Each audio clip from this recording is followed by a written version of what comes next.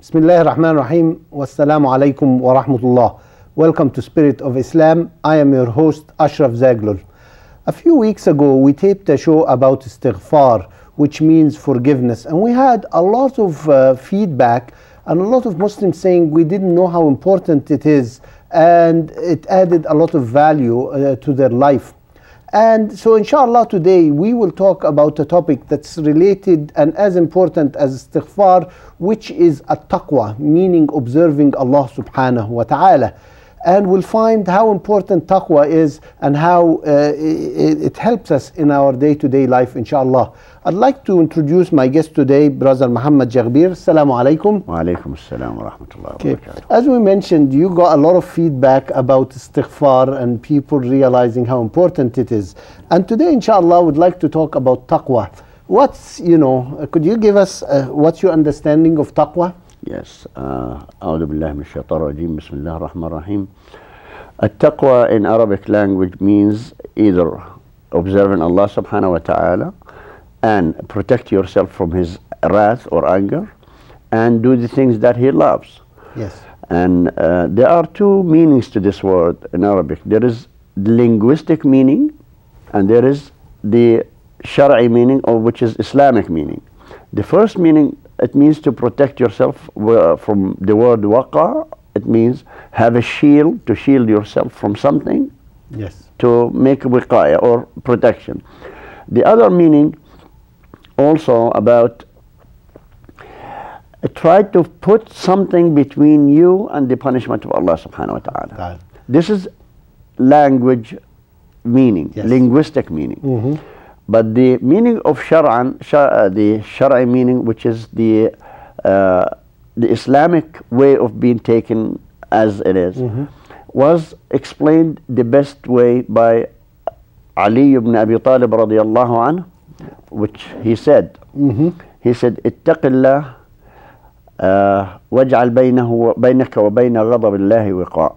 That's one. Okay. The other one is, well, we didn't translate to our audience. Okay. It says, be observant of Allah subhanahu wa ta'ala and protect yourself from His anger. Mm-hmm. And the following meaning is the best meaning of all. It means, be at the place where Allah asks you to be, mm-hmm. and do not be at the place where Allah doesn't want you to be. Which really means do the right thing and stay away from the bad. One of the best definitions I had heard is one of the Sahaba said when asked, what is a taqwa?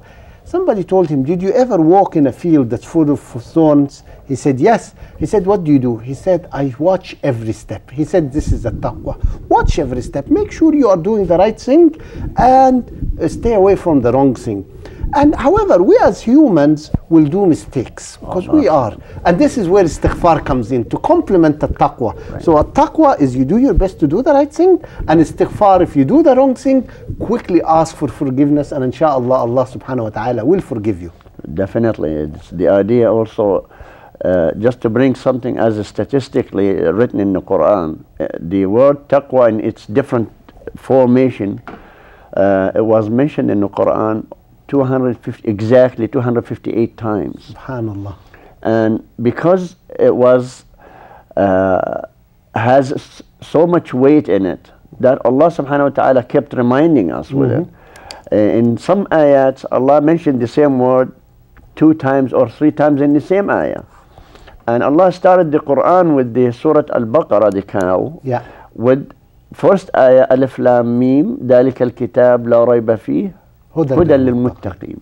And this is the beginning. Which says, this book, there's no doubt about it, guidance for those who like to be protected from Allah. Inshallah. And this one. There is also, Allah is mentioning Himself in one of the ayat. It says, هُوَ أَهْلُ التَّقْوَى وَأَهْلُ الْمَغْفِرَةِ. That's where the combination of istighfar and taqwa came together by Allah describing Himself.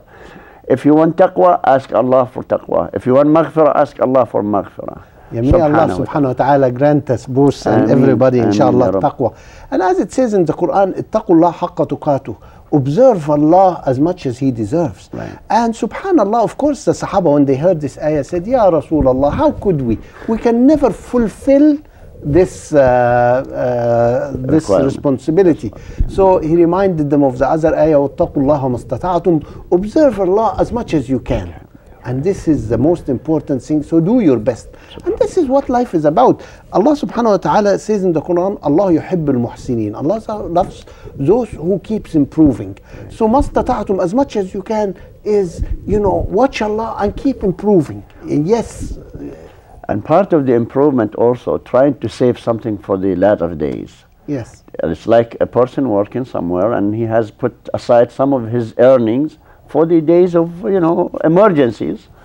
And Allah subhanahu wa ta'ala is reminding us in one ayah, Surah Al-Hashr, saying, يَا أَيُّهَا الَّذِينَ آمَنُوا اتَّقُوا اللَّهَ وَلْتَنْظُرْ نَفْسٌ مَا قَدَّمَتْ لِغَدٍ وَاتَّقُوا اللَّهَ. Subhanallah, the meaning of this ayah is, Allah is saying, all you people who believes in me, fear me first and protect yourself from me. By what? By looking at what you have saved for the day of judgment. Yes. And fear me again. Yeah. Subhanallah. And you know, the best thing I always like to say to people about meaning of taqwa, and this is my own feeling, is really, you know, at my age, and sometimes when I go and visit my mom and I'm going out, she says, watch out, be careful, son. You know, and I'm an old person and at this age, but yet the mother loves the person so much that she says, watch out and be careful, son. And this is when I read Taqullah in the Quran, Allah subhanahu wa ta'ala from his love to us says, be careful. See, he's telling us as mankind, be careful. Watch out, because I love you and I care and I want you to go to Al-Jannah, to heaven, inshallah. So be careful and watch out. I relate it exactly as the mother who's saying to her older child, be careful and watch out. Subhanallah. Subhanallah, Allah subhanahu wa ta'ala also taught his messengers to show us the shortest way of taqwa.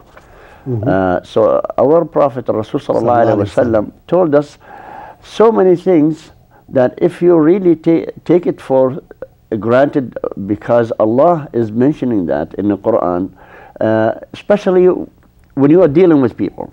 Yeah. Allah subhanahu wa ta'ala said in some ayats, وَذَرُوا مَا بَقِيَ مِنَ الرِّبَى. And the finish of the ayah also, مَن يَتَّقِ اللَّهَ يَجْعَلْ لَهُ مَخْرَجًا وَيَرْزُقْهُ مِنْ حَيْثُ لَا يَحْتَسِبُ. Now, we're talking about some dealing with people, and nowadays everybody's dealing with some form of riba in one way or another. Which is interest. Interest in the form of banking services or money terms. Allah subhanahu wa ta'ala, He knows that what we are in this kind of dilemma or this kind of trouble. But as you mentioned the hadith, the ayah before and the hadith also, مَا اسْتَطَعْتُمْ. It means as much as you can, try to investigate, try to stay away from it. As long as if you're walking in the field of thorns. Yes. Exactly. And as you said, the ayah says, مَن يَتَّقِ اللَّهِ يَجْعَلْ لَهُ مَخْرَجًا. He who observes Allah, He will give him a way out. And in life, going through life, we always have problems. And we're looking for a way out. And the best thing is do the right thing, and Allah subhanahu wa ta'ala will always give you the alternative for a way out. So, you know, and that's honestly, as we were discussing in the car coming here, if people realize obeying Allah subhanahu wa ta'ala, how easy their life would be, you know. It's fantastically way you put it. If people just grasp and realize how much is it easy to make tuqa of Allah subhanahu wa ta'ala, and that will make their life in turn easier. Yes. In their daily life,